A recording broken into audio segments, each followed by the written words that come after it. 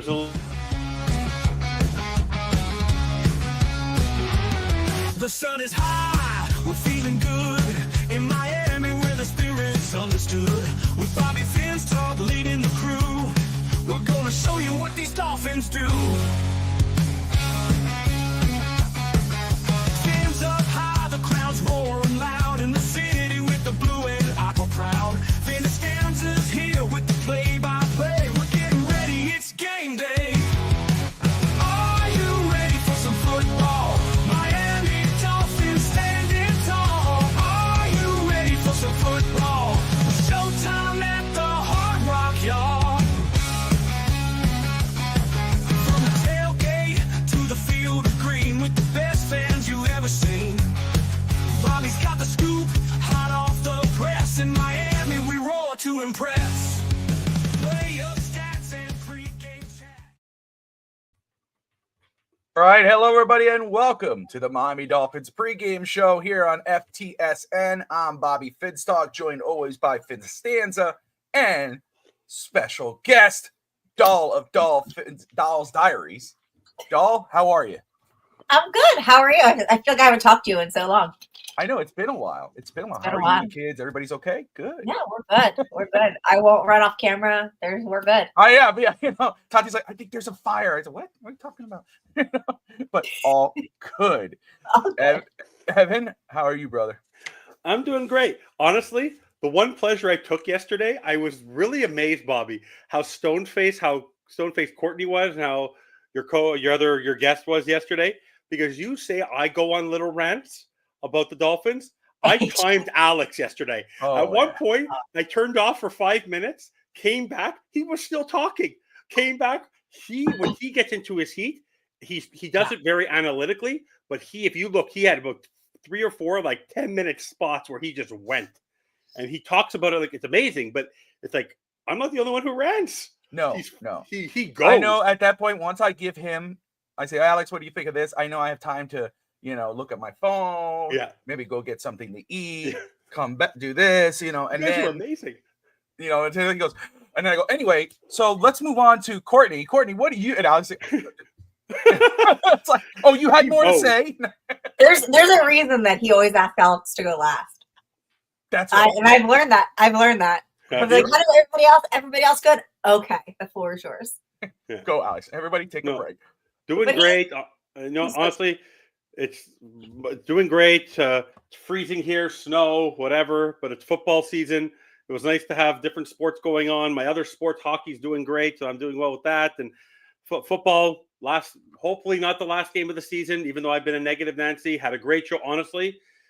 The way the season started to where we are now, like to do overtime the way it's been, like it's really been nice. Like the new spinoff with overtime with Brett and Greg, like what an asset. I wanted to say this to the network because Courtney, I don't think you've had the chance to really engage as much with Greg, but like I had a lot of respect for the knowledge. Sometimes if I didn't agree with Brett on what he had to say, but Bobby, you'll agree to this. Like there's a respect factor coming from when Greg talks, because when Greg gives you the feedback, he makes you a believer of what he's saying because he says it in such a conscientious, experienced way. And like what addition he's been to the network, and like to be able to do a show with him, it's really been nice. And to do that show has been a lot of fun. Like it's really been a lot of fun this season. So. No, absolutely. Greg. And that intro is the best. That intro is so awesome.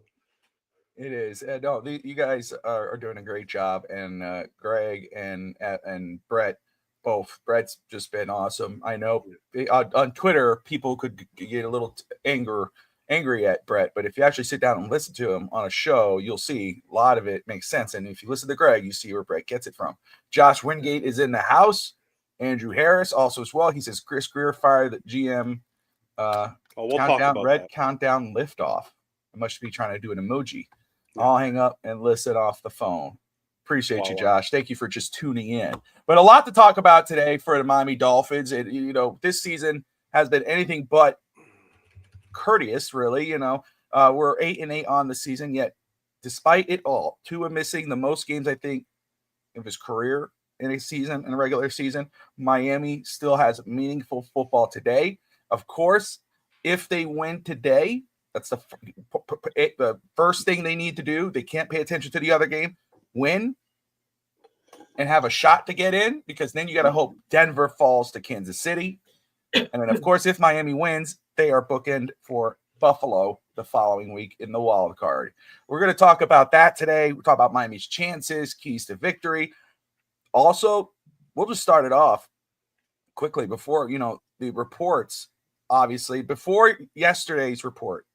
Obviously, Courtney, myself have been, some of the FTS have been deep diving into the whole Miami Heat situation with Jimmy Butler, but on the Dolphins situation, there was reports that, oh, what's up, Bones? Great to see you, brother.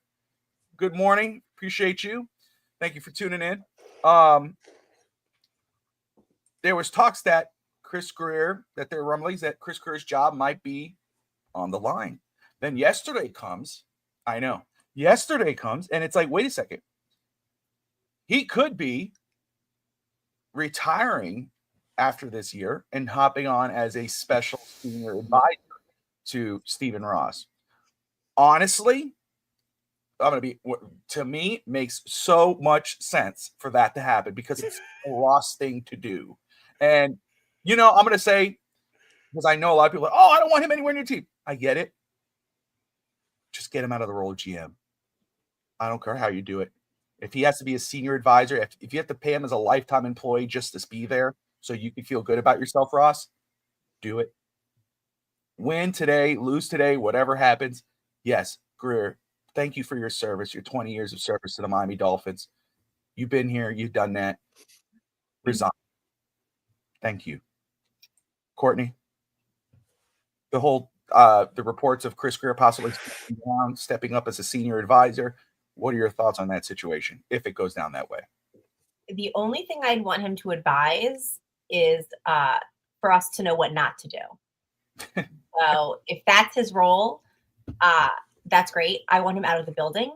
There is, in my mind, no coincidence that our 20-plus year losing streak coincides with him getting promoted and coming on to the Dolphins in his role. I think that we've been saging the place, but he is what we need to voodoo out of the building. My only fear that I think if he does go the retirement route is that Ross is going to do something idiotic like hire from within. And that could give us a Grier-like underling or somebody who still has the same mindset as this current administration. And the problem is that this administration needs to be blown up.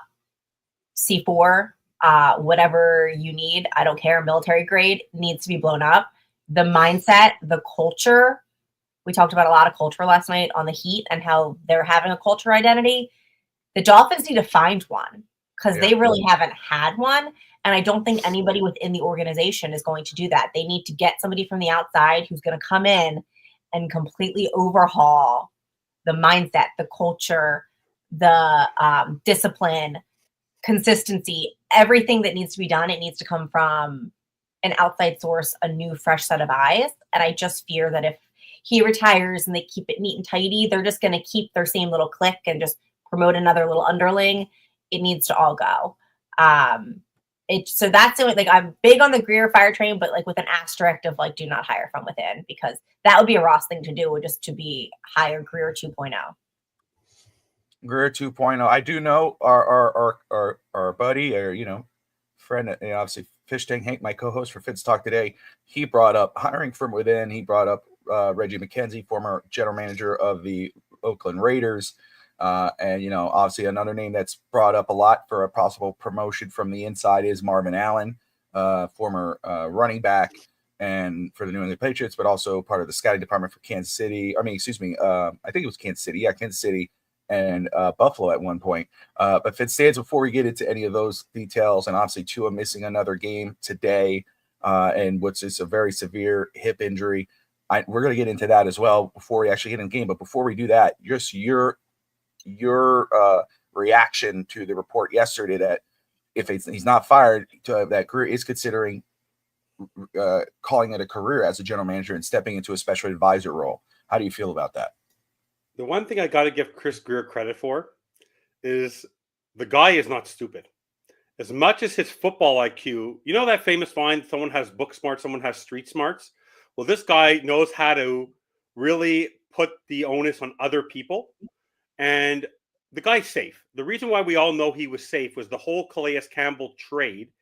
The fact that he was comfortable enough to be able to trade Calais Campbell for a fourth rounder, and it was McDaniel who basically said, no, you're not doing that because we still got a shot. That guy was not fighting for a playoff spot there. For me, Chris Grier, we all know where I think about McDaniel. I think he's a phenomenal head coach, right? You guys all know I've been praising McDaniel for about 3 years now, how great of a head coach he is, right, Bobby? Sarcasms are us there. Chris Grier, if he were to move to a senior advisor position, which is a typical Grier way of not getting fired and a way of getting away from Ross being in his office saying, you want to know what? I know things have not gone the way I expected. I've made some mistakes, but I still want to help support this team. So I'm willing to step away to make it a little easier. The only reason why, and I agree with Courtney that we need to blow it up, but we can't. The problem is we know next year Tua is going to be back. We know next year McDaniel is going to be back. So if those two are going to be back, you can't. Like, I don't believe in that half measure. Like, if I had a choice, we'd blow everything up. But that's not going to happen. So Marvin Allen and Reggie McKenzie are at least two established general managers who we don't necessarily know whether or not they have a say. We don't know what goes on in the building, if they have the same mindset as Chris Grier in terms of how they build their teams. They're there to scout, do whatever, but in the end, it's up to the general manager and the head coach to make those decisions. So the only benefit of potentially bringing in an Allen or McKenzie with McDaniel and Tua is that next year there is zero hesitation that you could blow it all up, because Marvin Allen is basically getting an audition. Roger McKenzie is getting an audition saying, okay, we're going to have the opportunity to show that we can take this current team with Tua, with this group, and see if we can do something better next year. If we can't, then we're gone. Or if we've proven ourselves that we brought in the established players that's on the head coach, then they have the right to fire the head coach. So there is a benefit of potentially having two established, experienced people within the organization who have ran different departments within football organizations to be on the team. So if I had a choice, is if you're going to keep McDaniel, to go saddle somebody else with the general manager, the same way we saddled ourselves with Boyer, the same way we've had to saddle ourselves with other pieces throughout the Crossman, all that. Like, at the end, unless you're going to blow the whole thing up and keep only the key parts, then you want to know what? Marvin Allen, Reggie McKenzie, try something at this point, sure. Honestly, like, for me to do it half measure is I don't want that. And I know, Bobby, you have said, oh, let the person decide on McDaniel. The person is going to sit with McDaniel for a year, and there's going to be that, like, the same way. The last thing I want next season is the booing of McDaniel throughout the entire year and with a new general manager. At least we can boo the entire organization at the exact same time. But no, the whole Grier moving thing is also, the only thing about the whole Grier moving to the side is people are still going to think he's a de facto general manager. Like, and the one thing I will give kudos to Grier, the only thing is at least he swung for the fences on trades. The drafting, player assessment, player evaluation, awful, but at least he tried to go out and get star players. But the point is that this team this year, not having one Pro Bowler, is, and I know Pro Bowl is whatever, but not to have one Pro Bowler is an indictment on him. The fact that the team is so poorly constructed that as long as he's not the general manager next year, I'm okay with it. You know where I stand with McDaniel? I've always said this, that Anthony Weaver is more of a leader of men than Mike McDaniel will ever be. And he's proven that because he's getting multiple talks with and you'll talk about this, I'm sure, Bobby, across the NFL. No one talked about Mike McDaniel when he was being hired in Miami. Anthony Weaver's gone for multiple interviews for multiple head coaching jobs last year, and he will go again. He will this year for sure. Yeah. And the guy's running the third-ranked defense with a worse defense than they had last year. With a worse defense than he had last year. Think about this. The guy, and we'll talk about it. I'll talk about it in a little bit. But all to say is, as long as they make some sort of a change, I'm okay with it. You know where I stand on McDaniel, and I think last game with Dahl, you and I haven't talked about it enough, but like the two challenges, like he's literally playing a game of it's a guessing game for him on the sideline, and there's no sense of ownership. And indictment, we're going to talk about it also, about Tua. I put the Tua issue as much on McDaniel as I put on Tua himself, and we'll talk about that throughout the show. But Grier, at least something. I'll take the Grier. Okay, I know where Dahl will agree. I will take, if there's a guarantee that Crossman gets fired tomorrow, I'm willing to hire Marvin Allen or Reggie McKenzie. If Crossman gets fired tomorrow, I'm willing to try Marvin Allen and Reggie McKenzie. If Crossman gets fired tomorrow. So do you agree with that, though, a little bit? Well, you can't. I mean, I agree that Crossman needed to go 2 years ago, 3 years ago. But yeah, Crossman needs to be the first. I wouldn't be surprised if he becomes a scapegoat and just to appease the fans as like the first firing while they figure out what they're going to do GM wise. If they just say, oh, look, here's Crossman on a platter. And I'm heartbroken over us potentially losing Weaver to a head coaching job. Because I would have liked to just see what he could do with this defense if we could build it up a little bit more. We're going to lose half the defense, though. If you think about it, we'll talk about it. We're going to lose half the defense, and we're losing like half our team. Yeah. Rumor around, and I don't be surprised if Weaver does leave. They already know who their defensive coordinator is going to be. They already know who it's going to be. And my prediction, put it here. I read about it. Someone wrote about it, but I already thought about it. The defensive coordinator for Mike McDaniel, because Mike McDaniel's going to hire his friends. Don't be surprised if your next defensive coordinator, if Weaver leaves, is Robert Saleh. Don't be surprised. It will be one of the fastest hires you'll ever see because it's a minority. They'll hire him in a heartbeat. They'll hire Robert Saleh in a heartbeat because he knows the Jets defense. He knows how they run. He knows how they play. Mike McDaniel's going to hire his friend. If Mike McDaniel's back and Weaver gets an opportunity in Chicago or Jacksonville, Robert Saleh will be your next defensive coordinator. So, I will say my preference would definitely be go outside the organization to hire a general manager. Look towards the Kansas City front office, look at Pittsburgh, Baltimore, go somewhere that they know how to build a team right foundationally, through the trenches, inside and out. And I'm full on with a whole different mindset. Even if that general manager meets up with McDaniel and says, okay, I could ride with you for at least another year. Let's see how we could gel. I'll be okay with that if we go outside the organization. However, if someone like, I don't want to say, however, I'd rather not get from anybody from within the organization because I just want full disclosure. We don't know what a Reggie McKenzie, Marvin Allen, Miami Dolphins GM role would look like, except the fear that it could be more of the same. Because what they might come in and say, hey, I've been wanting to work on the trenches forever. And then they do something different than what Chris Grier does. I guess that's the silver lining if that was to go that route. But I could understand Courtney, myself, looking at it and going, oh, it's more of the same. Here we go. And Grier's a special advisor. I would rather Miami go outside the organization and do that. I will say the Danny Crossman thing, that's something like, I'm not going to hold my breath on, just like if Chris Grier is the GM. Oh, we're going to fix the offensive line this year. I'm not going to hold my breath on because Danny Crossman has survived more regimes. I mean, I don't want to call somebody a cockroach, but when a cockroach survives a fire, that's what he does. I mean, he just sticks it through. I want to just clarify one thing for everybody. As bad as the offensive line is, let's just give the one thing I want to say is really clear. If Austin Jackson getting injured was a major problem on the outside zone running. Kendall Lamb did the best he could, but he's been injured.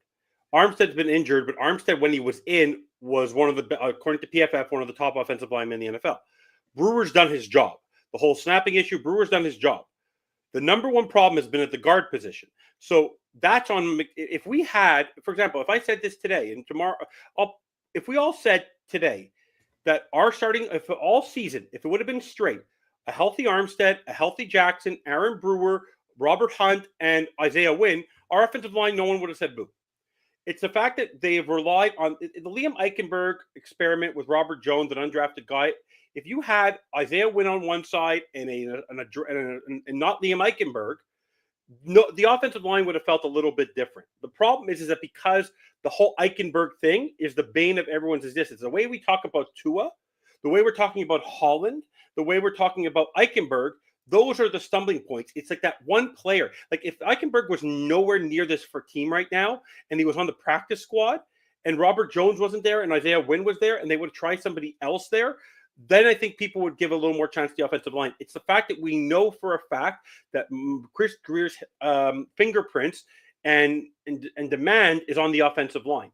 And the whole praise of Butch Berry and Frank Smith, and I made this joke on a show on Thursday, what does Frank Smith do? Like, I think Frank Smith is getting paid to do nothing, because how many offensive line coaches do you need? He's not play calling. He's not. Have you ever seen Bobby? Have you ever seen? I've seen Danny Crossman once or twice. I see Wes Welker. I see the defense. I've never seen Frank Smith during a game except walking into the locker room with the players. Like, does he? Like, I don't know what he does every day. He's that guy who has the position in theory, but he doesn't do anything. Like, there's no ownership there.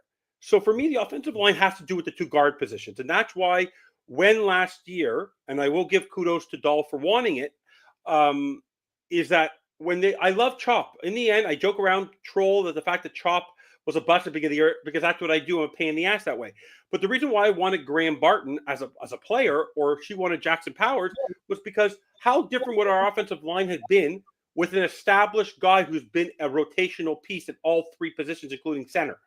Like, honestly, think about this. If you would have had Jackson Powers or Graham Barton, we needed those guys more than we needed Chop Robinson this year. No offense. Like, Chop Robinson has not made or break our game. Look at our running game last week. Our running game last week, our average, and I will say this again, Devon Achane, phenomenal, talented, elite weapon. As a running back on the Miami Dolphins, the way they're constructed, he's not a great player because he doesn't get because they're trying to put him on the trenches through the middle. He's too small, can't go outside zone because Austin Jackson is not there, and Jackson Carman and is a turnstile on one side, and Patrick Paul's on the other when he's facing a stout edge rusher. So what do you expect? So in the end, it's all on Grier for the two positions, which are Liam Eichenberg and Robert Jones. Because, by the way, Bobby and Court, do you know what those two players were drafted as? They weren't drafted to be guards. They were drafted to be tackles. Liam Eichenberg and Robert Jones, at the beginning, when they were with Flores, were drafted to be tackles, not guards. Once again, half of our line, Brewer used to be a guard, now he's a center. Now you have Eichenberg playing guard, then he's playing center. No, let's go put him attack. But the offensive line is literally a hodgepodge of everything, and that's on Grier. That's 100% on Grier, the way they've designed it. Square pegs, round holes. So, yeah, can't argue that. And the offensive line is just pure malpractice. I understand your point on Achane. He is a good player no matter what. Great player. I said that. Yeah, well, you said he's elite weapon, and then you said he's not a good player on this team, and that's not. No. I said with this offensive line, he'll never be a great running back. Well, The way the running back design, the way the O line is designed. It's the O line that it's not him. Yeah, but Bobby. Even no, it's the way that they're utilizing him. It's they expect him to be the top receiver, the top rusher. He's a Swiss Army knife. That's what he is. He's not going to make it another season if he's getting a pounding. And if they would have went out, beefed up the O-line, and got the bully back that I was calling for last year. Yeah. So they had like a Derrick Henry, Christian McCaffrey that runs up the middle, who I thought that was supposed to be right, but he's nowhere to be seen. And then you have Achane, who can still do a couple of, the short passes, who can then run, his quick finesse route. We would have had so much more production, and Snoop Huntley wouldn't have been our leading rusher last week. By the way, I want to counteract this. Achane has been a great weapon because he's been the best weapon for Tua. Because if you look last week, Huntley didn't need Achane to win a football game. Tua needs Achane. Huntley doesn't. Huntley found Tyreek. Huntley found Jonnu. He found other weapons. He's able to go outside the pocket. Achane has been great this year because Tua can't do anything without Achane. Have you noticed that? When Achane's not there, last year it was Tyreek. This year it's Achane. Tua's crutch is Devon Achane. That makes Achane even better. So what I'm trying to say is, Bobby, Derrick Henry, with this pathetic offensive line, would have still had a good season because of how the kind of running back that he is. Devon Achane is a great player, but needs he needs the outside zone. He needs a healthy Teron Armstead and a healthy Austin Jackson for his running game to work. Raheem Mostert was good last year because he had he had Austin Jackson, and he had Kendall Lamb, who was playing much better at left, and he wasn't right when Terron Armstead wasn't there. When you don't have your two good tackles, your running game isn't going to work because our running game up the middle. But even last year, our running game worked better because you had Robert Hunt and Connor Williams, and you had Isaiah Wynn. You don't have those three players this year, and unfortunately, we have the smallest center in the NFL. Russ Morgan of On Deck, go Jets. He is our resident Jets fan on the channel. Dr. Rudy Jackson, appreciate you tuning in, sir. Absolutely correct. We have been so much better if we had two solid guards. That's the biggest fix for next year. Move Jones, Liam, and Wynn to backups. Just cut them. I would cut both. Or don't draft guys who have a history of injury. And maybe fix up your strength and conditioning unit, because I've never seen a team that has as many injuries as the Miami Dolphins do. There's something has to be going on with the training, with conditioning. Something has to, the mystery Tua hip injury now, like maybe overhaul the strength and conditioning staff, maybe have some different requirements, and stop drafting guys in your top 3 rounds that are coming off of a surgery or have a history of injury. Maybe get a guy that hasn't missed a game. It's crazy. From West Virginia, Mullen, offensive tackle out of West Virginia, who could play both positions. Just give Chris Grier his red stapler, put him in the basement, and just pay him his salary. That's all you have to do. It needs to be off-site. Get him out of that building. I know. Let's talk about another Chris Grier decision that's bit Miami in the butt. It's Tua Tagovailoa, Miami's starting quarterback, who will sit out Week 18 in a must-win game for Miami. This is the second time in his career that he will miss a must-win a game, and more than likely, the hope was, up to Tua. Tua says, "There's no ifs, ands, or buts. I will play if we make the playoffs." And Ian Rappaport comes out and says Tua's status for a potential wildcard game is questionable unclear due to his hip injury. I just want to read some of what Ian Rappaport has said, and then we'll start with Dahl, and then Evan can follow up.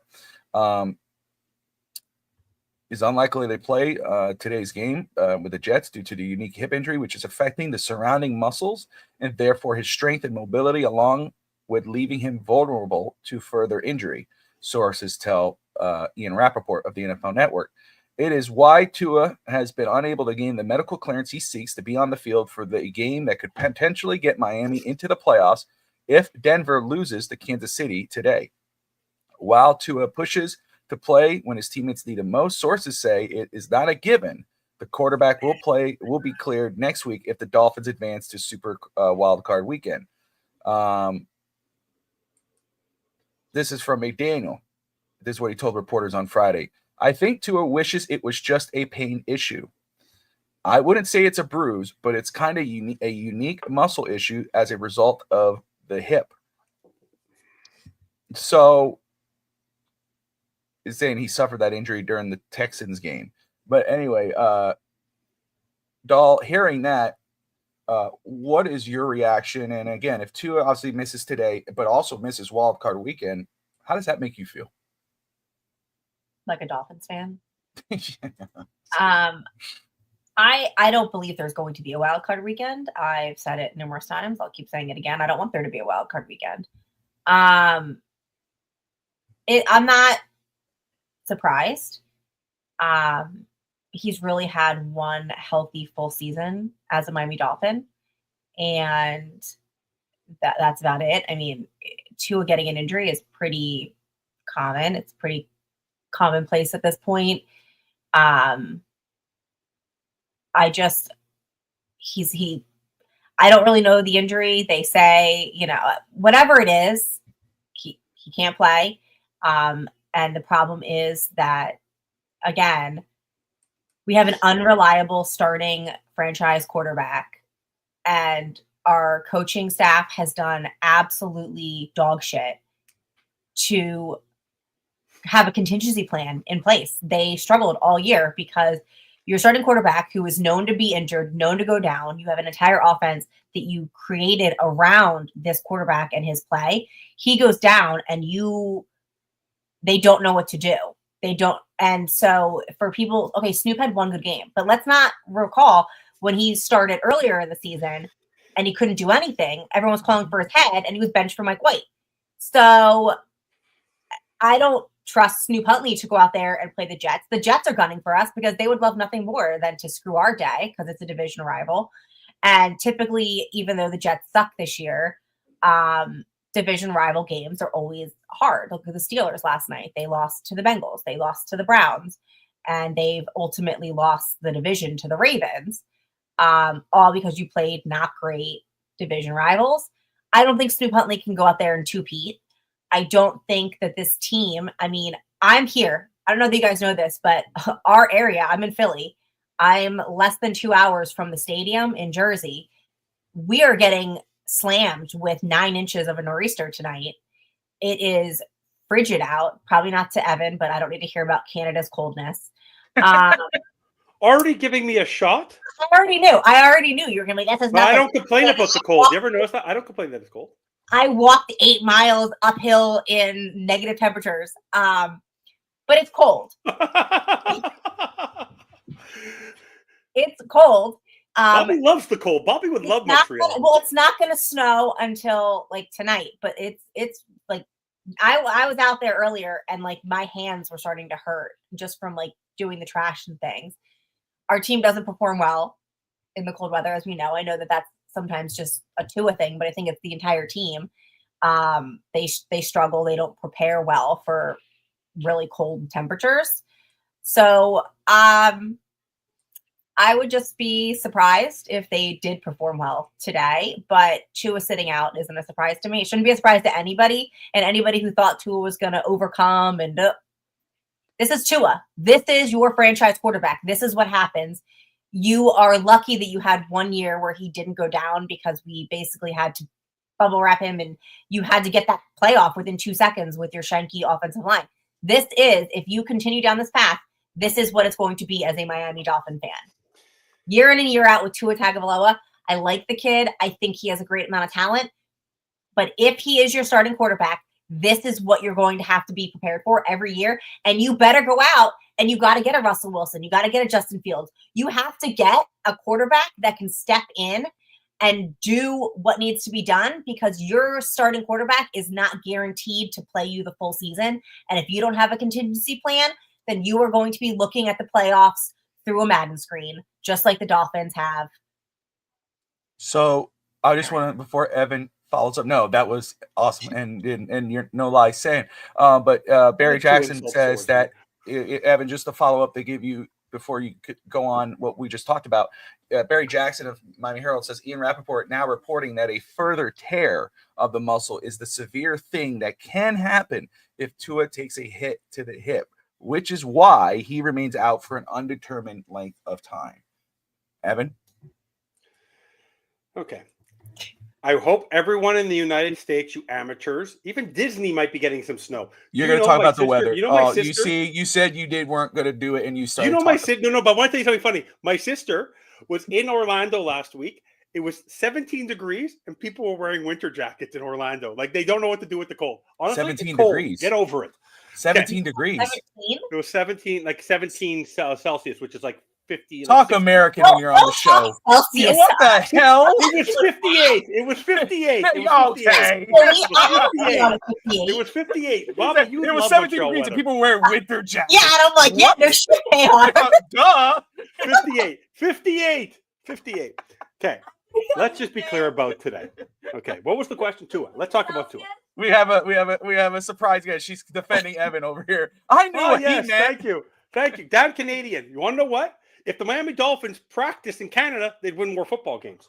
There you go. Okay, but let's just be clear about Tua. So, Bobby, we can roll the tape.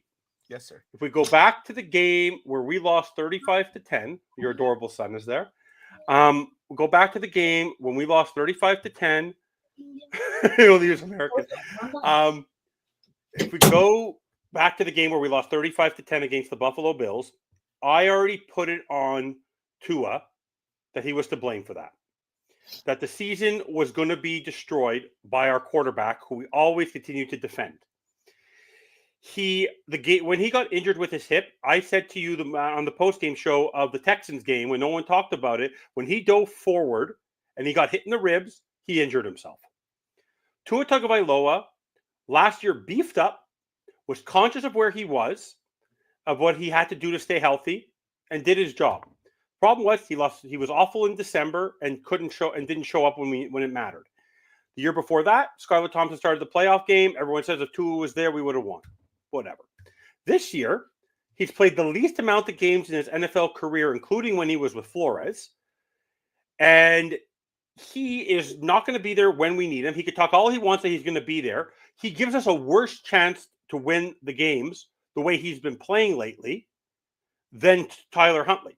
Tyler Huntley last week looked better than Tua's looked all season because he's able to play, because Huntley knows what his skill set is. Tua thinks he is Tyler Huntley in terms of his build and his skill set. And as long as he tries to scramble and tries to extend plays and tries to dive head first and try to stop an interception with his head and run into guys head first, he's a detriment to this football team. Will he be our quarterback next year? Sure. But this whole season, if you have to put it on Grier, you can put it on Grier all you want. You want to put it on McDaniel? I'm happy to put it on McDaniel. But Tua Tagovailoa is the number one reason why this season went to crap, because he didn't show up when they needed to. They made it all about him. They gave him all the reps. And Bobby, we went back to the Cincinnati game or even the Jets game 2 years ago, when I said to you, Mike McDaniel built an offense for Tua Tagovailoa and never gave reps or training to Teddy Bridgewater or Skylar Thompson. And that's why when they came in, they were below average. They did what they could. Tyler Huntley losing the games against Indianapolis and almost losing against the Patriots in those games. Why did he good last week? They got rid of the motions. It took Mike McDaniel only 16 games to figure out that you need a second playbook. There was hardly any motions.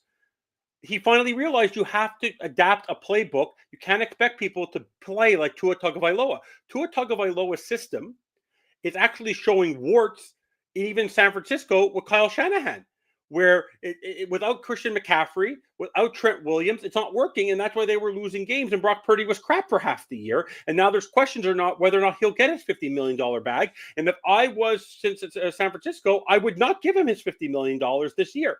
I'd make him continue to play on his option. If he sits, go get another quarterback. But I think Tua did San Francisco 49ers a favor by saying, I'm not paying this guy this kind of money, because look at the kind of money they're getting. Honestly, look at the value of it. Tua Tagovailoa has been, in this sense, a bust, because what has he proven in the first 5 years?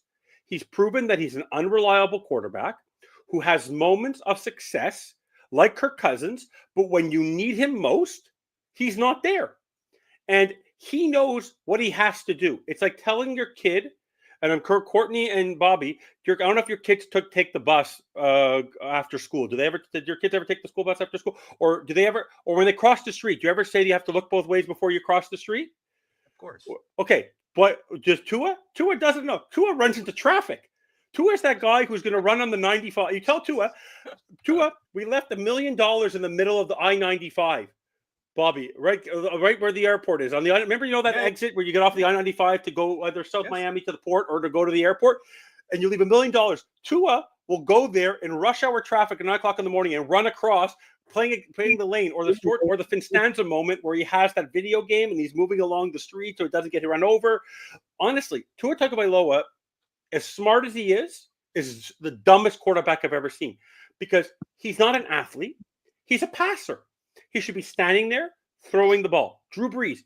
I know I can go watch Drew Brees. You never saw Drew Brees leave the pocket. He threw the ball or he threw it away. That's why he's a successful quarterback. That's why he's a Hall of Famer. Tua Tagovailoa would be successful if he did his job. He can't do his job. He's that guy who wants to be an athlete who's not an athlete. And unfortunately, it's come to fruition this season. And in order, shockingly enough, I put this season more on him than I put it on anyone else. He has been the number one failure on this football team without even a thought. worse than Crossman, worse than McDaniel, worse than Grier. 11 But- games as a starting quarterback making $50 million, you've been a failure because you injured yourself ability twice. to stay healthy. He's injured himself. Every injury, it's not because he held onto the pocket or he released the ball and Eichenberg and Jones didn't carry their man, and within 2 seconds he got crushed. Last night you saw Joe Burrow held onto the ball too long, got crushed, and went into the blue tent. He was able to come back, but he got crushed because he held onto the ball too long. That didn't happen to Tua. Tua did things with his head and his body, put himself into peril, and got himself injured. It wasn't football plays. It was Tua Tagovailoa being a moron and being an idiot. As simple as that. I will He's say a stupid football player. He's a stupid football player. I will say that for sure. You know, it didn't even missing week 18. I was already with this mindset, but I'm a little more so now than ever. And I saw someone put this in on X, and I couldn't disagree more. He's another one who he covers the Miami Dolphins rights for about. But if Tua misses next week, a playoff game, and I understand you can't control the severity of an injury. You could control trying to protect yourself, which Tua struggles to do, but you can't control you having that injury or the severity of that injury. We all understand that. But it does matter, you know, your ability to be available counts. And the best ability or whatever it is availability. Yep. He is not that. You can't count on him. And Dahl's absolutely right. You know, yeah, we had him for one full season last year. He says, man, I want to be mobile because obviously that was something people were like, man, he was kind of slow down. Well, yeah, he put on some weight, wanted to be stronger and whatever. This year he loses the weight, comes in. I mean, and he's out the most of his career. And now he's out for not just the most important game of the season. If Miami was to win and Denver was somehow to lose, he may not play in the most important game, which is the playoff. That's horrible. And that is malpractice at the highest order. If Miami does not go into this offseason, Tua will be will be on the Dolphins roster next year, no matter what. But he doesn't have to be your only starting caliber quarterback on your roster. Miami needs to go into the offseason with the idea, obviously, yes, you bring back Huntley, not to be the unquestioned backup. You let Huntley compete and everything else. But you need to go into this offseason and say, we can't go in the next season with a guy we can't trust. That if Tua goes down in the first few weeks of the season, we have someone who could come on in and step up and help us win games. We can't have what we had last year. Tua now has made it, it's known now with Tua, you can't trust him. When he's on the field, no matter what, as long as McDaniel's coach, and even if he's not, unless you have a new system and whatever, Tua is your best chance to win. Win healthy. That's the fact. But it's win healthy. Yeah. So it would be the greatest malpractice for the Miami Dolphins this offseason, no matter if it's Chris Grier, Marvin Allen, whoever, throw any name out there at GM, Mike McDaniel, whoever's the coach. If you have Tua on your roster and you go into next season with Tua, Huntley, and I don't know, let's say Skylar Thompson as your quarterback room, it's going to be as close as a disservice as you not addressing the offensive line. Just to counteract just a side note, because I watched the game in detail yesterday and I just want to bring it up. Court's family's favorite team has pulled the Miami Dolphins this year. They had the division literally in their back pocket. And I'll make a prediction here. Russell Wilson will not be the starter there next year because what they saw last night was that defense does everything they can. And if you look at the first 4 or 5 years of Mike Tomlin's tutelage there, going to 2 AFC championships, winning a Super Bowl, the last little bit, they've won 3 playoff games. They're like 3-8. The offense can't move the ball anymore. The running, they don't have a running game. The offensive line is doing what they can, but Pickens is dropping balls like Tyreek had been a couple games ago. The offense has fallen apart again on them. It's almost like when Ben Roethlisberger was there near the end. The major shakeup has to happen on the offense again in Pittsburgh. So they pulled the Dolphins this year, and they have to do another revamp. Like they still haven't found their prototypical quarterback there. So in the end, there's only a certain number of quarterbacks that are good enough. But the difference is if you look at Baker Mayfield this year, you look at Sam Darnold this year, which is the craziest stat guide, Sam Darnold's won more football games this season than he won in all his career with the Jets. That's insane. That's an insane. He's stat. doing so well that they're talking about moving on from JJ McCarthy and just extending same. I want to say something very quick, Evan. I just want to respond because Scotty puts on, fortunately, this is a super weak QB draft. Let me just say, I think that benefits Miami this year because Tua is definitely more likely to be here next year because of his extension. Doesn't mean the next year before. You don't have to take one this year, but you don't have to take one, or you could go spend a mid-round pick on a quarterback who you could develop. Absolutely. So I think that favors Miami because they're the quarterbacks that are being pushed. You look at mock drafts, and you go, oh, you see this guy's in the first round. We know that guy might not be in there, but he might be there in the third and fourth round. Go get him. So that way, then you're not really tied down to him. But if Tua goes down, you could throw him in, see what you got in him. If not, then next year you move up and you go get a guy. Drew Allar has not made intentions known about what he plans to do, but I know some people love him. Yes, Doll. Two things. One, Brett, shut your mouth about Cam Ward. Absolutely.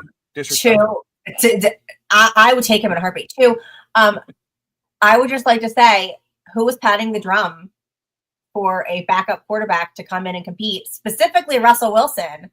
All last offseason, all to and on came for me. And when I found out Russell was available, I said, I want to bring him in. And we need that. We still need that. But I would just like to remind everybody, Brett, you're not an elite prospect. Okay. Shut your mouth. I would give up a child to have Cam Ward on the Dolphins next year. I think that he has the it factor. I love Cam Ward. But the Dolphins, I've been saying it. I said it last year, I said it this year. We need it. But also, go back to your point about the Steelers. My family literally says verbatim, Steelers are pulling the Dolphins. Like that's literally like the saying that my family. Wow, I'm so honored. My family, yeah, that's what they're saying to me, and it's true. But if you look, they also are going through what the Dolphins have been going through. Dolphins lost Marino, have never had a quarterback since.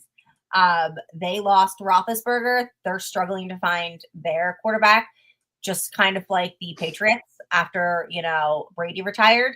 They're struggling to find theirs. Having that. Well, okay. May has an arm that May's going to develop. I heard all the, what's his name talk before May. What was his, oh my God, the next Brady. Mac Jones? Yeah. Yeah, for sure. That was fodder that he's better than Tua, of course. But the difference with Drake May, and I think Bobby, you and I talked about this, the throw that he made that game against the Dolphins at Dolphin Stadium, Tua could never make that throw outside the pocket. The guy literally went outside the pocket, was being chased by an edge rusher. I think it was actually being chased by Jordan Brooks, and he threw the ball 50 yards off his back foot.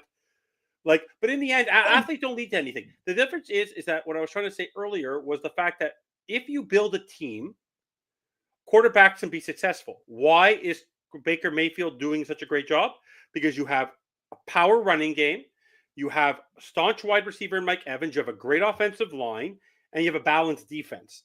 We don't have that. We have no balance. So the reason why Sam Darnold is doing so well this year is because he literally has 45 minutes to throw the ball. Like the conversation we've all had about Jared Goff. Jared Goff is not an elite quarterback.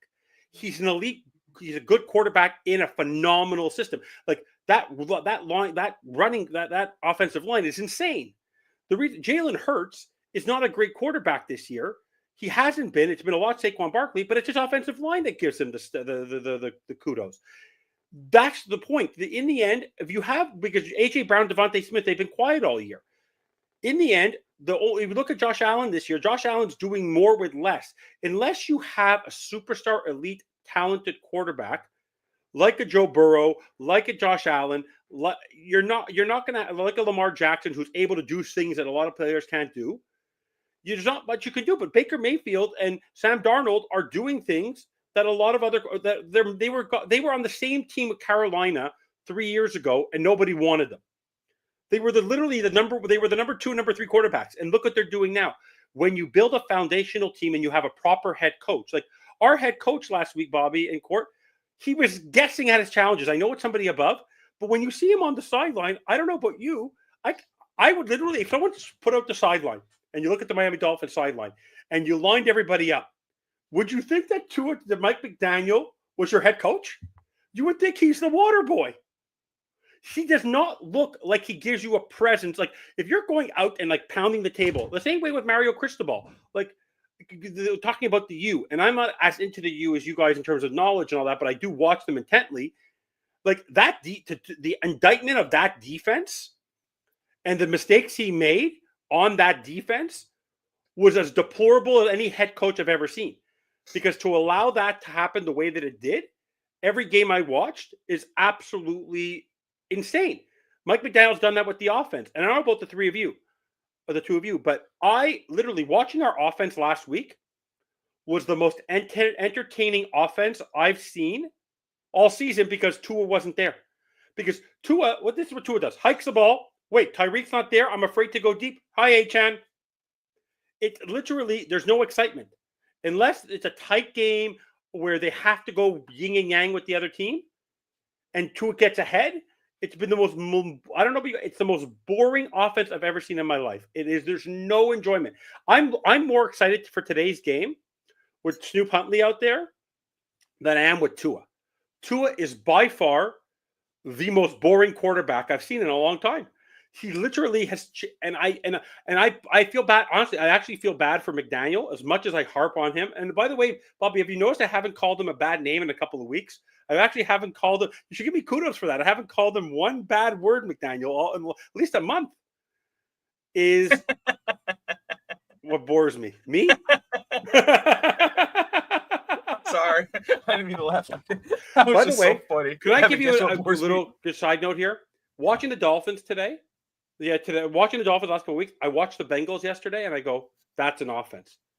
Wait, you have like that's a defense. Like they have players who actually make plays in spite of their awful head coach. Imagine how good the Bengals would have been this season, 5 in a row winning, if they actually had a proper head coach. They're winning in spite of their head coach. Unfortunately, our head coach, our general manager, and our quarterback are tied at the hip. I've always said that going back 3 years, Bobby, that they're tied at the hip. And as long as those three are together, we're just going to be having fun talking about our Dolphins, but we'll never win. We'll never win. As long as I will say, though, what I was saying about the Steelers is that even though they are the Dolphins right now, they have a competent front office. They have a knowledgeable head coach. They will overhaul and fix the issues more efficiently and effectively than the Miami Dolphins will. Because even in their slump, they're still competitors in the right spirit. They just have, I think, a great ownership and a great front office. And they have the foundations that we don't have to get it fixed, even though their fan base has been screaming for them to put Fields in over Russell Wilson for like weeks. But that's a whole other thing. And as far as the U, we at least fired our defensive coordinator after the season ended. He cost us the season. He's gone. It should have happened earlier, but they weren't afraid to pull the trigger. They saw that the defense was a liability.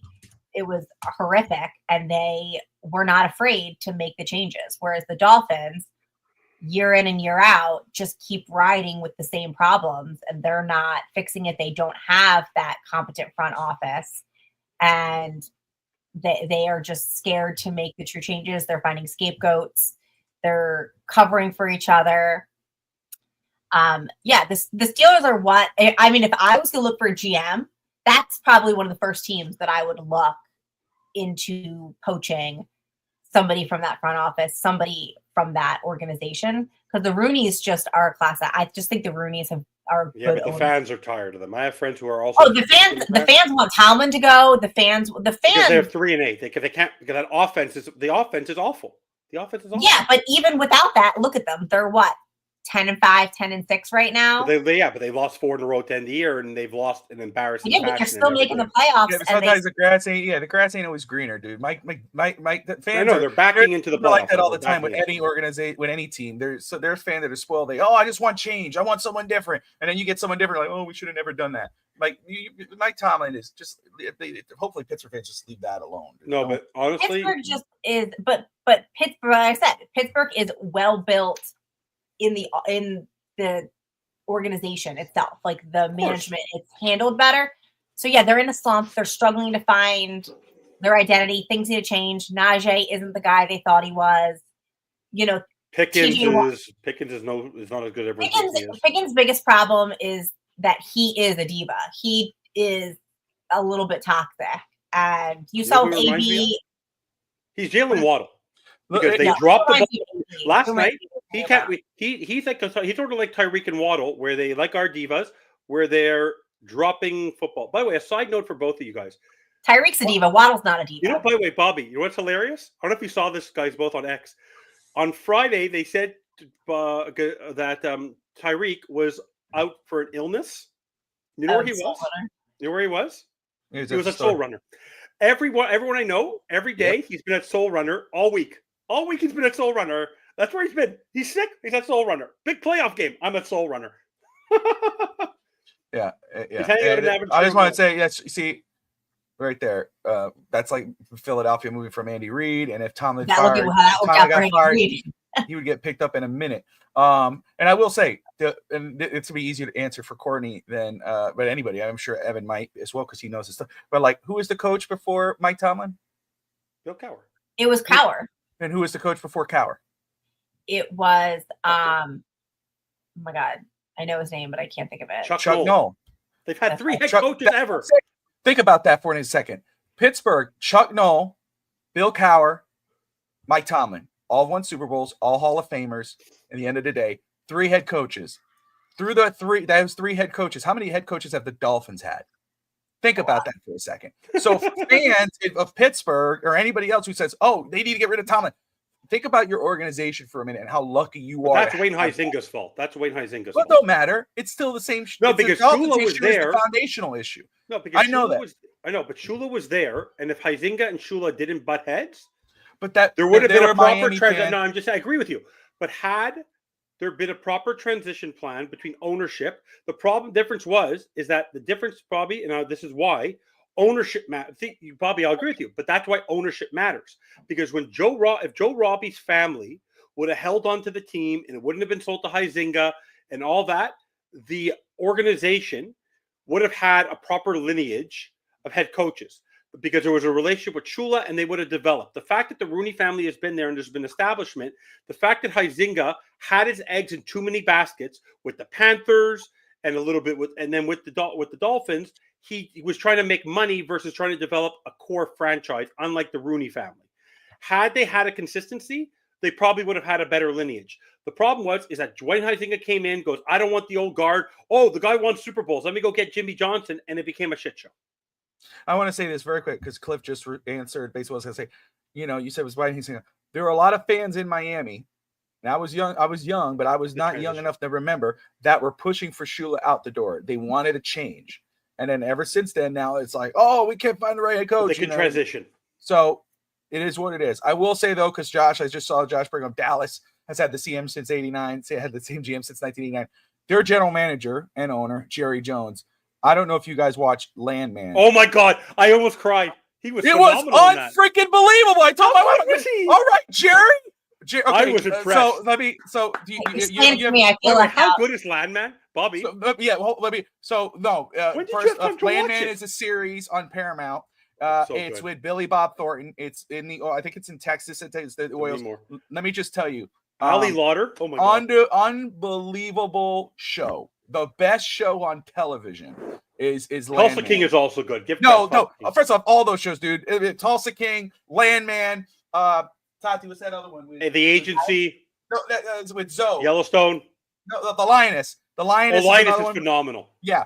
The Landman is what Yellowstone used to be in regards to how great it is. But let me just say, Jerry Jones, when I saw he was there, I was like, oh, look, it's Jerry. I was like, okay, it's kind of, he's talking to the character, Monty. He's talking to John Hamm. Yeah, and whose character. And John Hamm just had a heart attack. So he's kind of telling him, hey, you need to take it easy. And he starts telling him why he bought the Cowboys to grow his family, to be part close work. Anyway, he sits so speak, but then he starts to cry. And he starts choking up. And I'm like, holy crap. All right, Jerry. Like, I was like, God dang, it was really good. And so shout out to Jerry Jones. But by the way, Bobby, you got to get Paramount I woke Plus. Up, Bobby. How did you already watch the episode? It came out like at 2:00 in the morning. I was up, dude. That's why I was. By the way, that's why I woke up. I woke up and I had like 30 minutes. I'm like, crap. So I think. By the way, I literally have binge watched over the last 2. I watched 2 seasons of Tulsa King. Lioness, I wait for the episode to drop, and I wake up on Sunday mornings and I watch it right away. Lioness was great. It's amazing, but honestly, Landman. By the way, no offense, that cast, no, Doll would appreciate this. That female cast is smoking. Bobby, that female cast is smoking. Why would I appreciate that? No, the only I'm just smoking saying thing to me is my wife, because man. they I do don't what look at you women do. that way. They do what you do on X. It's very well done. They just troll everybody. Nothing matches up to my wife. Taki's No, like right here. All the other women are down. You're full of shit. What are you doing, bro? I'm causing you shit. What are you doing, bro? I'm causing you shit. Just playing. Be careful. No, yeah, okay. Yes, Bobby, you can That's a trap. That's a trap. Yeah, Tati and I have a special bond. It's all good. But here's the thing: they are they got the wife and the daughter are beautiful for sure, and the wife I was like, man, who the hell is that? I was telling Tati, Allie Lauder. But that's what I'm saying. Final Destination. That's who she is. And but we were talking about it yesterday. She's great. Her and Billy Bob Thornton's chemistry is awesome. They're funny. Oh, he's so good. He's freaking amazing. I started watching Goliath just because he's in it. Yeah, Goliath is weird though with the whole. It is weird. Well, it does weird, but I do enjoy it because it's a good show. But anyway, don't fall for it. But I won't. I know. Dude, she's small, but she hits hard. Trust me. Like, I don't know how that works. But anyway. The Landman, phenomenal. Tyler Sheridan is one of the most amazing creators. I agree. He's an unbelievable mind. He's a great creative mind. And Doll, if you haven't seen any of those shows, I highly recommend you do. If you like watching shows, those are great shows. And but I will say, for Yellowstone, I loved Yellowstone at the start. I think he got lazy at the end because of everything else going on. He just like, I just want to finish this and do all these other ones. Yeah, all these other shows. But he's still doing 1923 and 1883 also. Well, 1923. He's comparing 1923. He's still doing that show. Well, that's Harrison Ford. I want to finish that. But anyway, going back to the Dolphins. The Dolphins haven't been good since 1923. Oh,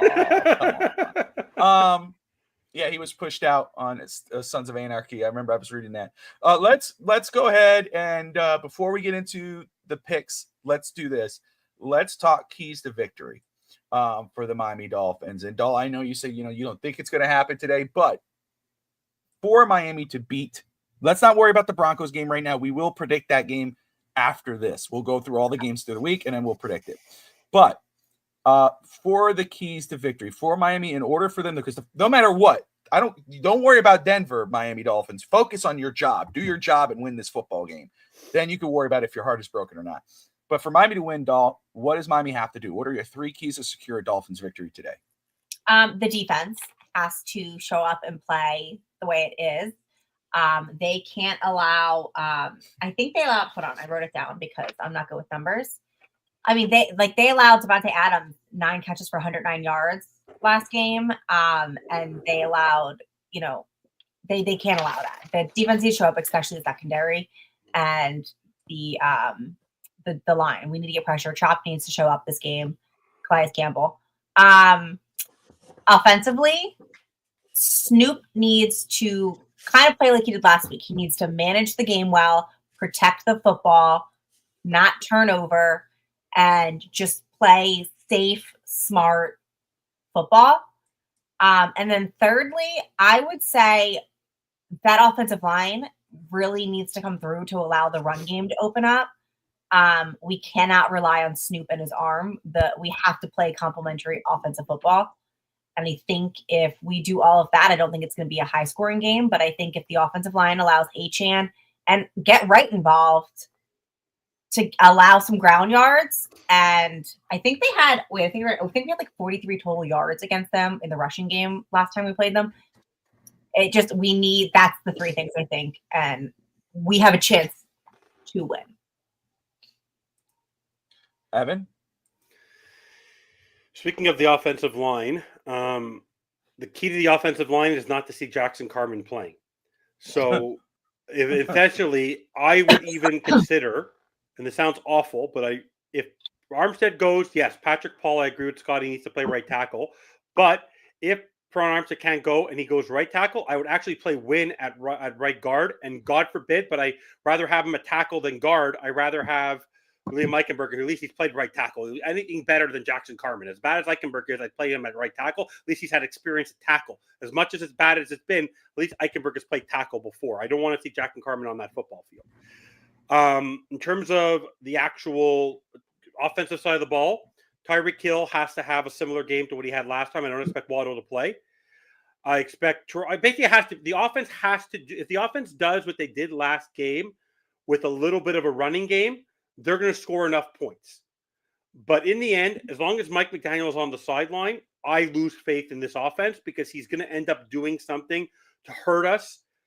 So in the end, the keys to winning are make sure Jackson Carman's on the field, no pre-snap no penalties when the running game goes. Because what ends up happening every time I see a chunk yard from either Wright, Achane, or Mostert, I'm waiting for a flag.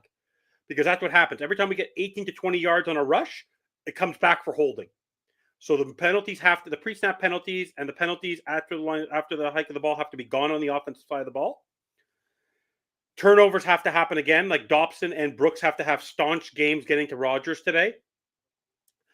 And the key to winning this football game is going to be Jason Sanders. Jason Sanders has to have a game because we're not going to score a lot of touchdowns. I don't expect more than 1 or 2 touchdowns, more than 2 touchdowns.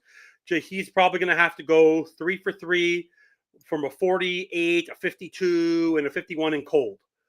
Like I expect Jason Sanders has to go perfect today. Like if we want to win this football game, we're going to win probably by 3 to 6 points, 3 to 5 points, and it's going to be because Bobby Melendez, kudos to him for ripping me for running into Jason Sanders in traffic. I'm not going to troll Bobby today, but Jason Sanders today has been an MVP candidate for the Dolphins outside of Steeler because he has gotten points for us way more than our quarterback has this year. Every time we needed a kick, Jason Sanders showed up. So kudos to Jason Sanders. With all the knock of last year not being hit over 50, this year, yes, you missed extra points, but so has Justin Tucker. People have yips. But over 50 this year, you have been literally bang on. So Jason Sanders, you've had bad games in New York before. Jason Sanders, Jordan Brooks, Terrell Dobson, no pre-snap penalties, Dolphins will win. If any of this goes to crap, Dolphins lose. There you go. There are your keys to victory. Moving on, let's go ahead and go negative. Bobby, you accusing me of being negative and him being positive. Look at this, George. I know. Well, you rubbed off on him, bro. That was on you. Money Sanders. We got to give kudos to Bobby for always believing in Jason Sanders. Yes, 100%. He's been money. He's been money. Yes, and it's 35 degrees, so it's going to be extra difficult though with field goals because the balls get harder. But Blake Ferguson isn't there. Have you noticed since Blake Ferguson hasn't been there, the kicking has been better? Have you noticed? I have not put two and two together. Yeah, since Blake Ferguson, he has not missed any kicks since Blake Ferguson's been out. There you go. Field goals. Let's go over this week's games. We'll leave the Dolphins and Broncos games towards the end. So let's go ahead. Obviously, Baltimore beat Cleveland. Cincinnati beat Pittsburgh. Let's go ahead and start. Houston at Tennessee. Evan? How do you see it playing out? Houston. Doll? Tennessee. There you go. You got Carolina at Atlanta. Atlanta still has a shot to make the playoffs if they could. If Tampa Bay loses later in the day, if Atlanta wins. Doll, how do you see that playing out? Atlanta. There you go. You got New Orleans at Tampa Bay. Tampa Bay has to win to get in. Evan? Tampa makes the playoffs. Doll? I'll go Tampa, but I think it's going to be a good game. I think it will too. I agree with that. Well, Darren Rizzi's not getting the job. It's they're all playing for jobs in New Orleans this year. No one's coming back there.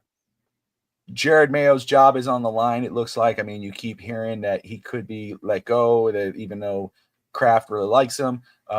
Mike Vrabel, who interviewed for the Jets the other day, the report is that he's eyeing that New England job. He wants that New England job. Does it happen? Well, it could if Buffalo beats New England in New England. Courtney, does it happen?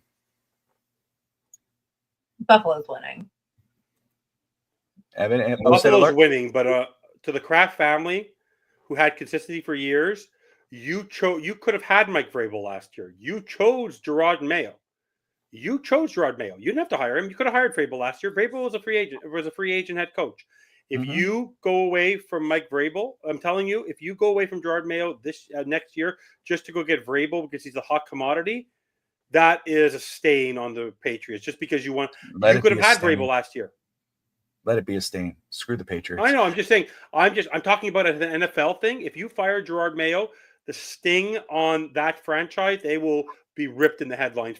Also, you want to know why? Because you can't just fire Mayo. By the way, they can't just fire Mayo and hire Vrabel. They have to interview 2 head coaches of minority. So they actually have to go through a search. So there's going to be an investigation with the NFL. They got to be careful there. They have to be very careful there. All right, going on to the next game. Jacksonville at Indianapolis. Indianapolis laid an egg last week against the Giants. Do they lay another one here, Courtney? I like Indianapolis. I think they've been upsetting a few teams this year. I'm going with them. Evan? Mac Jones is looking for a job. He might. He honestly, like, he wants to. He's that backup where if he wins today, he solidifies himself as a good number 2. A potential opportunity in the future. So Mac Jones, they have a lot to play. They're not making the playoffs, and they have a lot to play for. And I think Doug Peterson, even though he's probably going to be gone, he wants to have a little bit of a positive feel heading out of there because one day he wants an offensive coordinator job somewhere. Because honestly, I don't know about you, Bobby. If someone told you tomorrow that you could hire Doug Peterson as your offensive play caller, ask Andy Reid how he enjoyed having Doug Peterson as one of his co-coaches back when he was in Philly. Doug Peterson is still a smart mind, whether things have not gone well in Jacksonville or not. So Jacksonville will pick up the victory. There you go. Washington at Dallas, Evan. Washington at Dallas. Trey Lance is playing today. Washington will go in with a positive feel going into the playoffs. It's a Dan Quinn, and they don't play. It's playing in Dallas, right? Yes. Yeah. So Dallas doesn't play well at home. So yeah, Washington. Jaden Daniels is the best quarterback right now coming out of the draft. Bo Nix might get there. We'll see. But Jaden Daniels has been a superstar this year. Dan Quinn has done a great job with that team. Cliff Kingsbury is going to get interviews. They've done a great job there. Josh Harris, great owner, really developed what they've going on there. The Washington Commanders, kudos to them for what they've done this season. The comments are distracting, so I'm going to take the comments off my screen. I don't know what they're talking about in there. I'm not looking at them. What the hell is going on there? Doll, Washington at Dallas. Oh, it's Washington. Dallas is about to hit a rebuild. They're about to make a lot of shakeups and changes, and the Commanders McCarthy will be back. But the Commanders are on fire this year. I mean, they beat the Eagles. Their rebuild is hitting now. I think next year they're going to be coming for the Eagles. But the Commanders, by the way, did have a little bit of a hiccup, but that happens when you're improving. But they're a well-coached football team. I think that they're not at their peak yet, but I think next year they're going to be playing for the NFC whatever championship. I just want to say I get the I reference. love it. This is off Eagles fans. I get the reference, guys. When I saw Sex Panther and Loud Noises, I figured I just didn't know why it was going on. So I was just wondering where that all came into play. The minute I saw the word sex, I stopped reading. Yeah, we're gonna block it. We're not gonna pay attention to comments right now. We're not liable for what's being said in there at this very moment. But anyways, moving on. You got the Giants at Philly. Do the Giants play upset in Philly today, Doll? No. Philly's gonna win. Honestly, is Kenny Pickett playing? I don't know. I believe so. And is Saquon Barkley not playing? Vic Fangio might need some time at the retirement home for a couple of hours. So no, the Giants are going to go. And Dayball wants his job. If they go into Lincoln Financial and win, I guarantee you Dayball's back. I think the Giants are actually going to. The Giants are playing with some muster. And honestly, that quarter, Drew Lock is playing for a job next year. He wants to compete with whoever they draft. So I think the Giants are actually the divisional game. The Eagles have nothing to play for. I don't know who they're benching. The Eagles might be benching some of the starters. They're benching Saquon Barkley. They're going to bench Devontae Smith. They're going to bench A.J. Brown. They already locked up their position, so the Giants are going to win. I don't know. I still think it'll be the Eagles. You're wrong. You got the Bears at you don't say that a lot. The Bears at Green Bay. Evan, how's that? Doll? Green Bay. All right. And we got the Seattle Seahawks taking on the Rams. Doll? I don't really know. I Not can much. They won the division already. So just give you premise. So- I don't know if they're sitting anybody, but they've won the division. Seattle's I don't- 6-1 on the road. The Rams are 10-6. I mean, excuse me, Jimmy 5-3 G will at probably home. start today. Jimmy G will probably start today. Let's go Right? Seahawks. Seahawks. All right. Maybe with Jimmy G. Skipping the two games that are most important to I us. didn't say who was going to win, but the Rams. You already said it. You said it when you started talking. I already heard it. You didn't have to say it without saying it. We got the Chargers at the Raiders. Evan, I'll let you start this one. Chargers at Raiders. Even though they don't have much to play for, Jim Harbaugh's team is always ready. They can just run the ball most of the game. The Chargers will beat the Raiders. The Raiders have nothing to play for. Yeah, same. Oh, there you go. 49ers at Arizona. Doll? I mean, even though they're terrible, I'm going 49ers. Brock Purdy's playing for his contract. He's padding his stats like crazy. If he has another big game like he did compared to last week, even though they lost to the Lions, he's going to use his stats as his negotiating tool to re-sign. So San Francisco is going to wipe the floor with Arizona. There you go. We got, and then the game that decides the number one seed in the NFC. You got the 14-2 Detroit Lions taking on the 14-2 Minnesota Vikings. It's crazy. Whoever loses gets the 5th seed and will travel to LA to take on the Rams. Who do you have here, starting with Evan? Talk about an owner spent $1.9 million on secondary tickets to bring fans to that game. If I'm the Bears, if I'm any team, they have Brian Flores, Vander Van Ginkel. That defense is better. I'll put it this way: the Vikings offense is just as good right now as the Lions offense. Sorry, but the defense of Minnesota is way better than the Lions defense. The Lions defense right now is leaking like I've never seen. The Vikings deserve to have a home playoff game. It's crazy that the team that loses this game is going to fall to the 5th seed. But I think this is the Vikings' year more than it is actually the Lions, the injury bug. And I believe that the Vikings, and thanks to Brian Flores, he's going to have the game of his life against that team. Watch Van Ginkel is going to pick off Jared Goff, and the Vikings are going to win. The Vikings are going to get the number one seed. My heart is with the Lions because that's who I wanted to see in the Super Bowl. However, their injuries have been a lot for them to overcome, and their defense just isn't playoff ready, I don't believe. So I will go Vikings, but I'm going to be pulling for the Lions. I think the Vikings defense with, our boy Van Ginkel they're a monster. They're going to give anybody problems. And while I think the Lions have a little bit better of an offense, I just think that defense is going to have, I'm saying Van Ginkel's going to have at least one pick six in this game. But unfortunately, it's going to have to go Vikings. But the Lions, I'm rooting for you because I want you to overtake the Eagles. Let me ask you, Court, do you actually think that let me ask you, does Andrew Van Ginkel still on the Dolphins give us one more win? Yes. Bobby? No. Okay. Just asking. And we would maybe have a pick. That's the difference. We'd probably have a scoring touchdown on defense, but no, it wouldn't give Miami a win.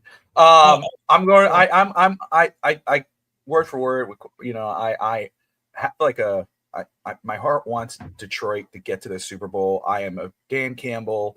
The way they run that team, I'm like all for it. But my brain says Minnesota. I think Minnesota will win today. They will. Oh, you agree with me? Yes. No, By the way, if I'm anybody, well, actually, you agree with me because I said it yesterday. I didn't pay attention to you yesterday. And Friday. Courtney yesterday. And Kimmel. It was Finn's talk today. I block you out during those games. Sure, yeah. By the way, I watched every show yesterday. But just a side note, if I'm anybody, and I got to give kudos to the Steelers, and that's why Steelers are the true class organization. We'll never know what happened with Flores, and as bad as he was with Tua, whatever it was. In the end, what they did for Brian Flores, and no matter what anybody says, the man can coach. The man can coach. and his players stood behind him at the beginning of the year. He deserves another opportunity, whether we know what goes on or not. If you could coach, the same way Gruden's getting rumblings now. In the end, Brian Flores has taken this defense, where I guarantee you most people couldn't name more than 2 people on the Minnesota Vikings defense. And he lost Daniil Hunter. He lost all these players. And he got Van Ginkel. And look what he's done. Like, the man knows how to coach his football team. And he will be able to solve Jared Goff tomorrow. He will be able to do it. And if they win today, he's going to get a job. He's going to get the job somewhere. So now we go to the games that matter to us as Dolphin fans. We'll start off with the Dolphins, because if we roll with the Dolphins, the most important game would be the Broncos Chiefs. So even if Miami wins, if the Chiefs lose, it's over. So Evan, well, I'll start with me, since I already made my prediction on Fitstock today and on Checkdown. I have there's, to me, with all this mess that's going on in New York, I understand the weather, I understand all that, but all the dysfunction and everything that's going on in New York, there is no excuse for Miami to lose with or without Tua. Miami should win this game today. As long as they play the same way they did against the Browns, against the Jets, they could win. I'm going 20-9 Miami today. Evan, your prediction, and then Dal. I have faith in Tyler Huntley. I have faith in Zach Sealer. I have faith in Calais Campbell. I have faith in Jalen Ramsey. I have faith in Jason Sanders. Unfortunately, I don't have faith in this offensive line.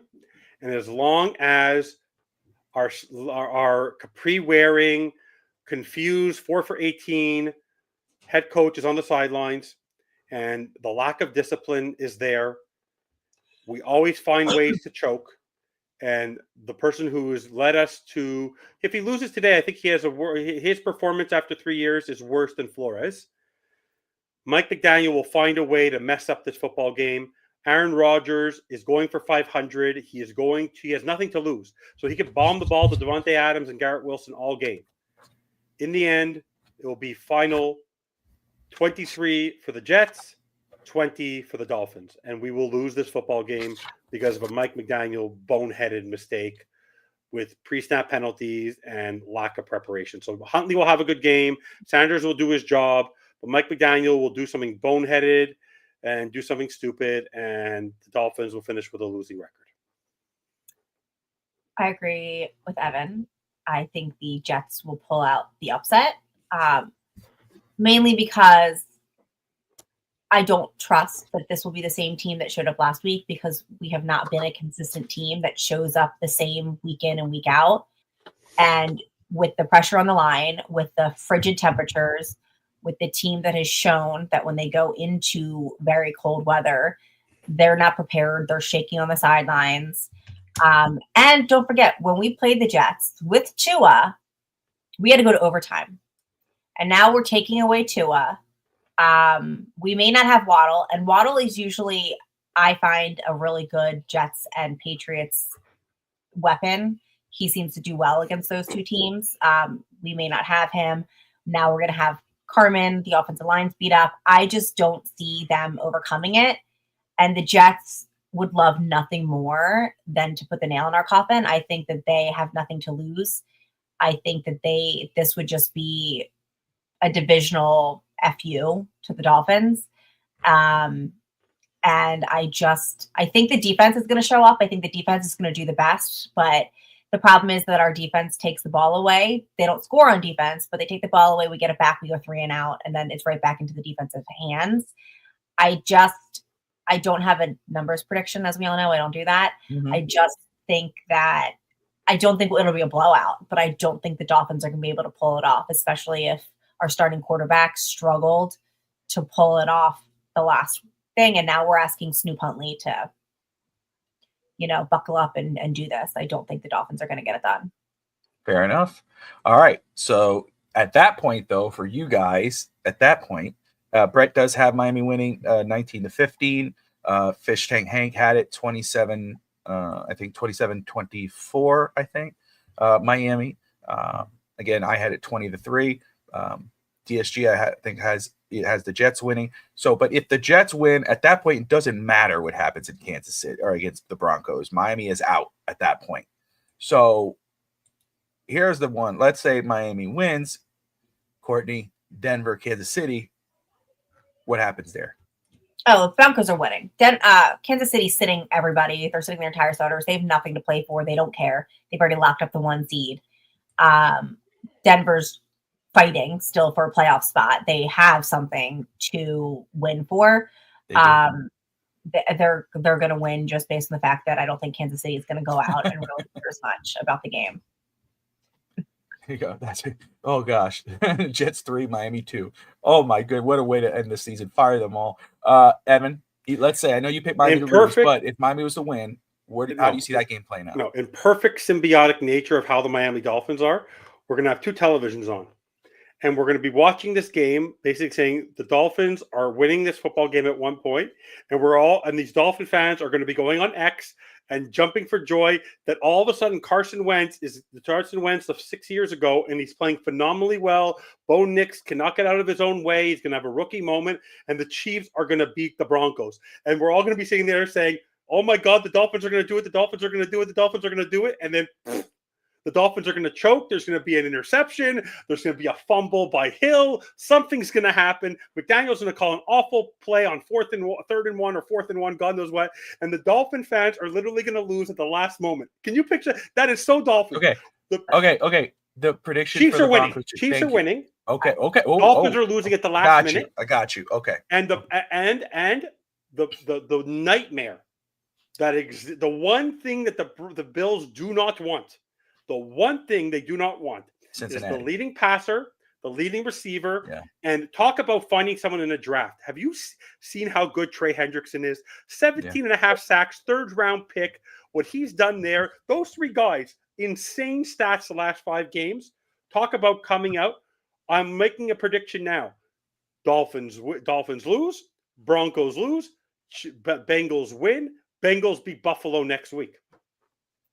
Okay, there you go. And the nightmare for the Chiefs, the nightmare for the entire AFC. I'm telling you this right now. The AFC does not want the Bengals in the playoffs. If the Bengals are in the playoffs, they don't want to see them. They'll take anyone. They'll take the Broncos. They'll take the Dolphins. They don't want to see the Bengals. They're hot. They are firing even with that head coach. The Burrow is just something otherworldly. If only we would have lost that football game, we would have had a chance to pick Joe Burrow. Unbelievable. For me, I do have Miami winning. However, it won't matter. I do have the Broncos beating the Kansas City Chiefs. Yeah, you said that more than once, and you've been wrong. I will just say though, I never put it past Andy Reid to get the best out of any of his players and to pull out a win. And I'm sure for Kansas City, just like for the Jets, it would mean nothing. It would mean so much to them to upset their rivals and eliminate them for the playoffs and play spoiler. But I, just happen to be as realistic as I can here in Denver with all their starters against Kansas City's backup and 3rd strings. I got to go with Denver. So even if Miami pulls out the win, as I predict, Denver will win, which will eliminate Miami from the playoffs. And that should set, no matter if Miami wins today and is eliminated, if eliminated in any way, fashion today, there should be major overhaul in Miami, no matter what happens. If you win and then Denver wins and you're out, clean house. If you lose, clean house. That's the way it should be. But yeah, I have Miami winning and Denver winning. So that would be the end of the season for Miami. I hope I'm wrong. I hope Miami wins and Kansas City wins and we get there. And I know DSG is like, I want them to lose because I don't want to get embarrassed by Buffalo. No, I want to see Miami in the playoffs. And I don't. It is what it is. I know that. That's okay. We all said on overtime. Okay. Do I want to talk about the Dolphins next week? Sure. Yeah. But no. But the number one problem I have with the Dolphins making the playoffs, it's going to be all about Tua. And honestly, I would like to know that Huntley's playing on Monday. I don't want to hear Tua. I don't want Tua playing next week. Honestly, the fodder always Tua going to play. I think McDaniel. I honestly think these last 2 weeks, especially when you're listening to Tua talk, I think there is a rift between him and McDaniel because of this situation. But but have you ever? Honestly, remember how we used to make the joke that it felt like McDaniel was Gase 2.0? Tua's 5 years feels like Tannehill's. Like Tannehill got the contract. and we just re-signed him because he was our quarterback, but he couldn't lead us anywhere. But then when we got rid of him, the funny part about it though, is I bet you if Tua went somewhere like a Minnesota or like a Detroit with coaches who would basically put him to task. The problem is McDaniel's afraid to put his cookies and milk, sleeping bag, BFF to task. Now it's trying to riff a little bit. The problem is that McDaniel's tried to protect Tua for as long as he can. Now Tua is getting in his own way. And unfortunately, Tua is not, if Tua would watch Jared Goff, if he would watch, even Baker Mayfield has a little more physicality to him, but he hardly leaves the pocket. Like, what is he doing? And this is the problem with Tua. Until Tua realizes what he is supposed to do, he'll never be a successful quarterback in the NFL.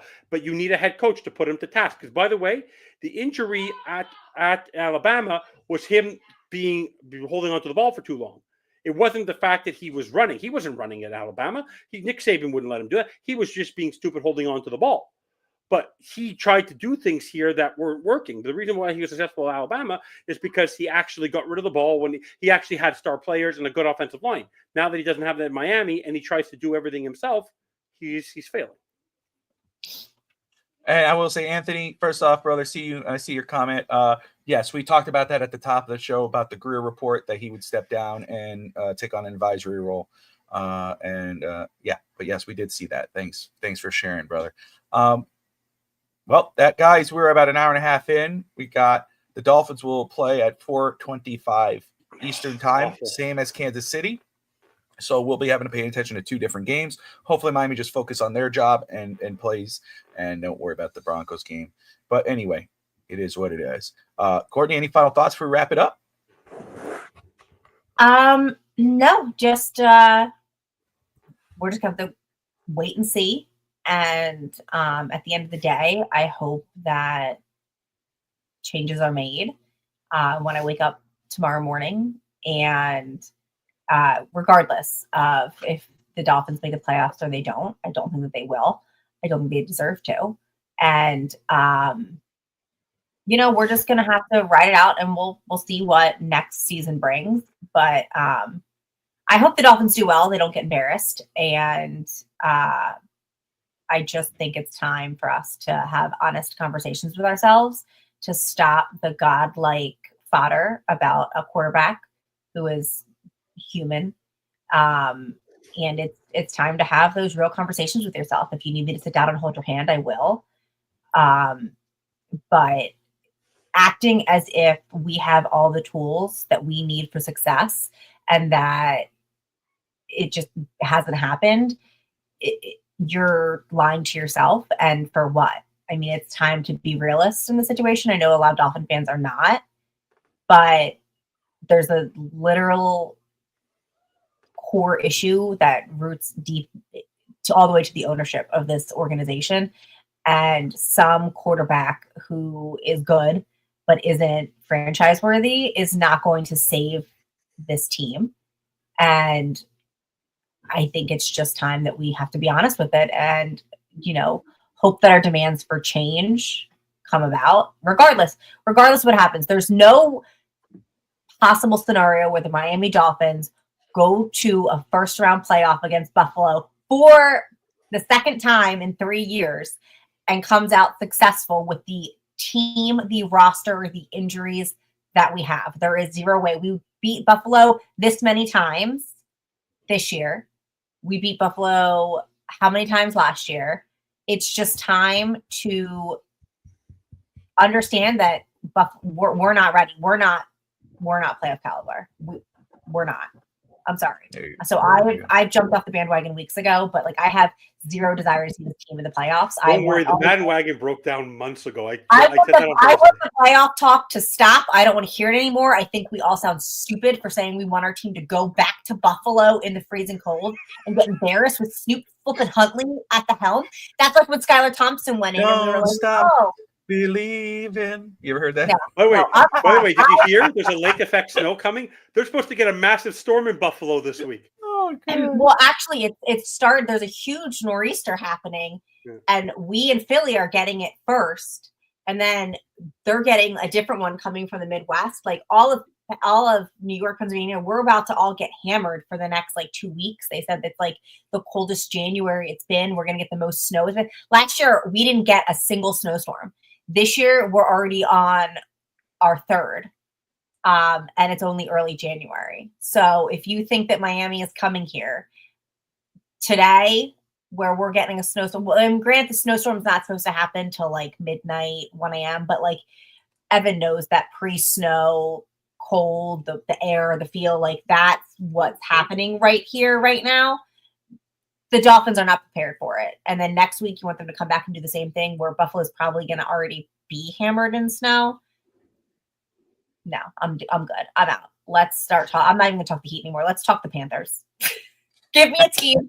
Give me a team that's winning. Except when they play my Habs. That's all good. We beat them last week. Final thoughts, Evan?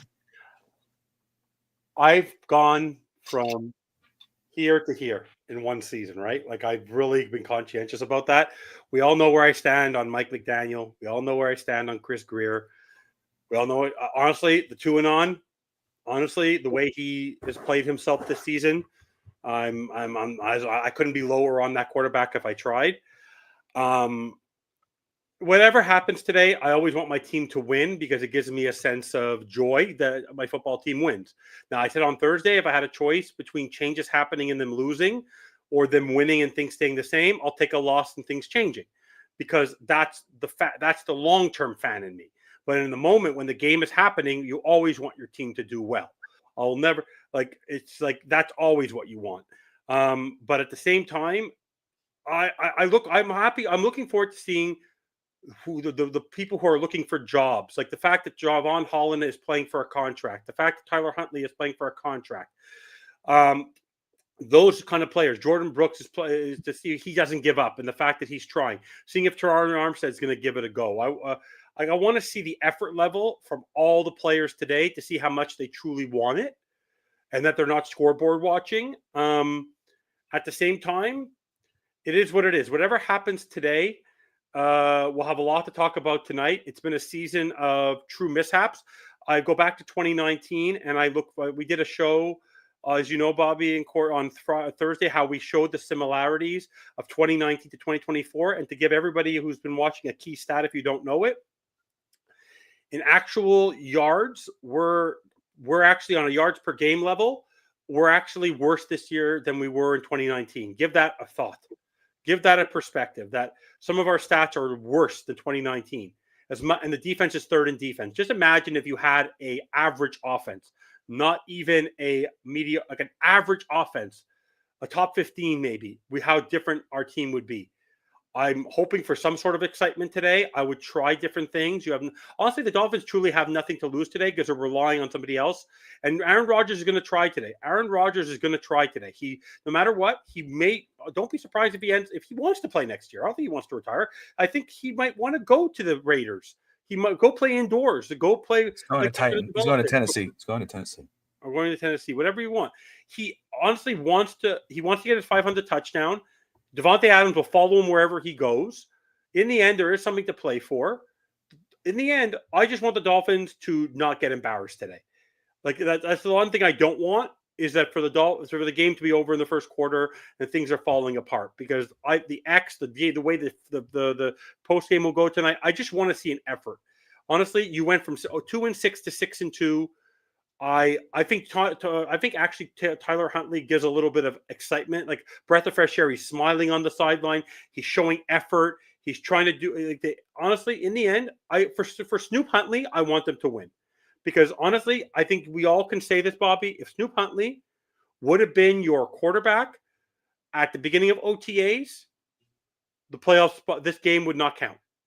This game wouldn't count. Had he been there in the Indianapolis game, developed and seasoned with the playbook, we would have won that Indianapolis game. We would there were one win. It's the Indianapolis game. The fumble by Mostert, the fumble by them, the preparation against Anthony Richardson. Had they been there properly prepared against Indianapolis, this game wouldn't even count. So in the end, the Dolphins did this to themselves. That's on Mike McDaniel. That's on Tua Tagovailoa. That's on Chris Grier.